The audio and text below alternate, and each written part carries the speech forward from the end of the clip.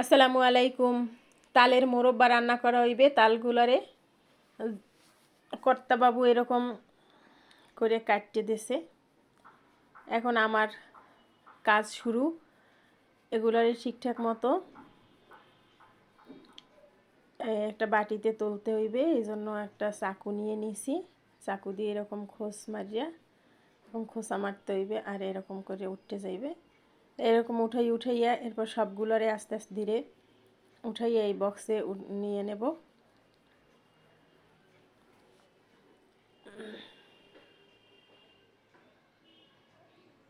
এই উঠানে কিন্তু এই যে দেখতে পাইতেছেন শুরু হয়েছে, এই উঠানে শেষ হয়ে গেছে।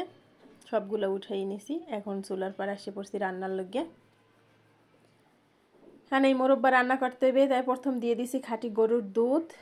দেওয়ার পরে দেখলাম যে এতে আরও একটু পানি কেজি দিতে হইবে, তাই পানিগুলো অ্যাড করতে আসি। পরিমাণ মতো পানি দিয়ে এর মধ্যে দিয়ে দেবো হলো নারিকেল কোড়া, আর হচ্ছে অল্প একটু পোলার চাল বেটে নিছি। এটা নেওয়ার কারণে হচ্ছে একটু ঘেরা নাইবে। এটা পোলাওতে কোনে যেরকম একটা সুগরা নাই, ওইরকম একটা ঘেরা নাইবে। এই চিনি দিয়ে দিলাম, দিয়ে এটা ঠিকঠাক মতো লাড়তে ছাড়তে হইবে। একটু লবণ দিয়ে দিছি পরিমাণ মতো।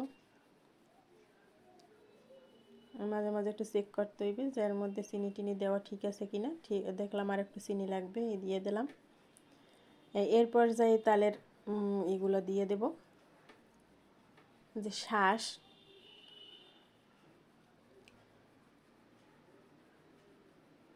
এখন একটা এক করে মশলা দিয়ে দেবো, দারচিনি, এলাচ আর তেজপাতা।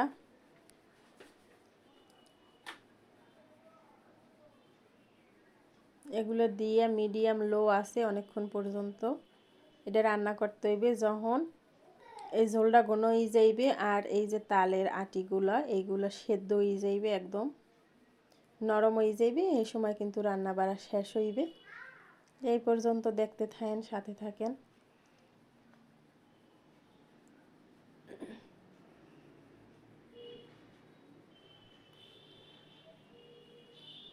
এরপর দিয়ে দিব একটু বাদাম বাটা। এটা চিনে বাদাম আর আখরোট ছিল বাসায়, এই দুই পদে মিলিয়ে বাটি দিয়ে দিছি।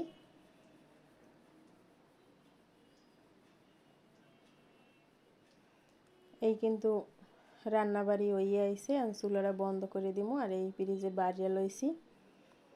বাড়ার পরে দেখতে নামাজ পড়তে গেছি, বাড়ি টেড়ে থইয়া আইয়ে দিয়ে কিন্তু ওই জমাট বাঁধে গেছে। এখন খাওয়ার পালা, আপনারাও রান্না করে খাইবেন। ধন্যবাদ সবাইকে।